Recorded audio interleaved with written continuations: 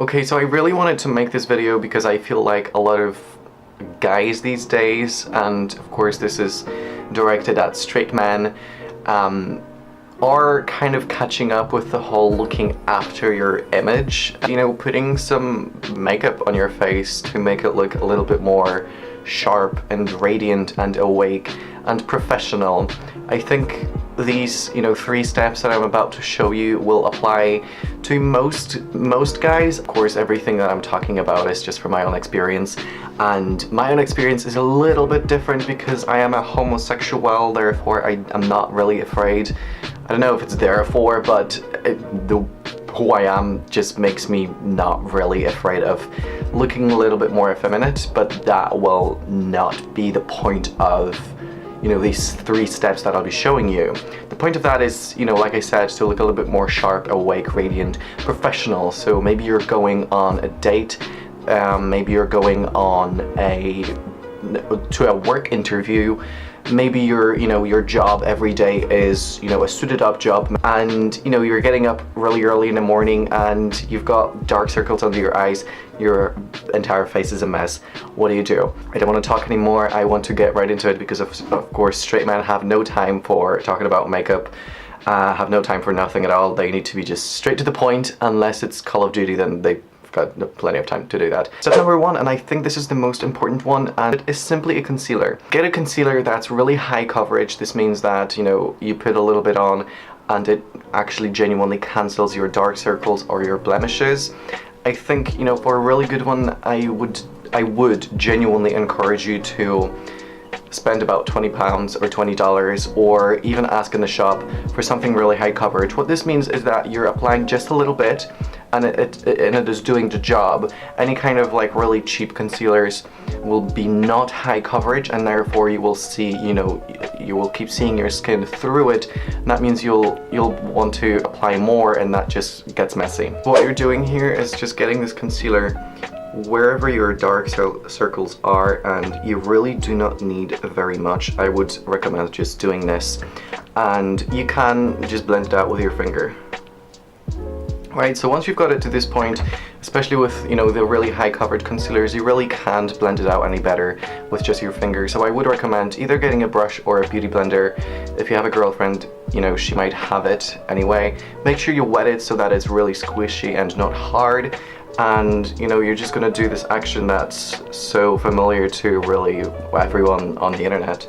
Okay, so then the main problem that you may have right now is that the rest of your face will look redder than your under eye area. As you can see, my nose and my cheeks and my forehead are a little bit redder. You can try and remedy that with just going with the sponge over those areas, and you can try to prevent that. The other 2 ways in which you can try and prevent this are as follows. The first one is to buy a concealer that's a little bit more your skin color. A lot of makeup people, a lot of girls or whatever, people who wear makeup will buy a concealer that is brighter than their skin, just for makeup reasons. Literally, you don't need to know, just to brighten things up. If you're just looking to cancel things out, it might be a good idea to literally get concealer that is the shade of your skin.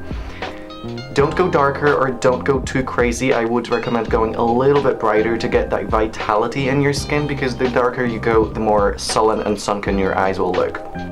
The other way in which you can prevent this kind of difference in your nose or whatever, if you do get redder, a lot of guys do get redder on their cheeks, is simply to, and this is like a step 1.5 I guess, is to get foundation. And I know that sounds daunting, but I would recommend for any guy or for anyone who wants to just have their face a little bit more flawless, less ugly, literally a better version of your own face without looking like you're actually wearing makeup, is to buy mineral powder, mineral foundation.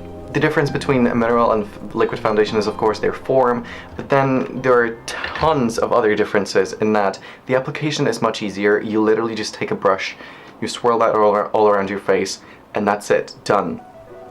And number 2 is that most mineral foundations are very, very, very light coverage, which means that all of your skin texture, your little bumps and things that you actually have in your face that makes it your face and not a fake plastic mask, like some people like to look with their makeup.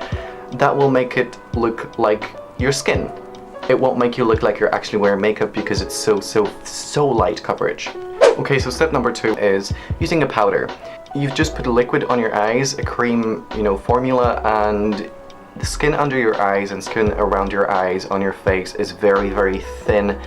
It's probably the thinnest on your body, and it just moves a lot. This means that the liquid will eventually just crumble away, and you need to put some powder on top of that liquid just to make sure that things are a little bit more locked in place. So you can use any powder that you want, really. I think for most guys, any powder really will do. What you're going to do is just take a brush and pat and basically stab it in your face. You don't really want to be just dragging things, because if you think about it, if you drag it, the liquid that you've just put on there, the cream, will just smear around in places where you don't want it to be, so just don't do that.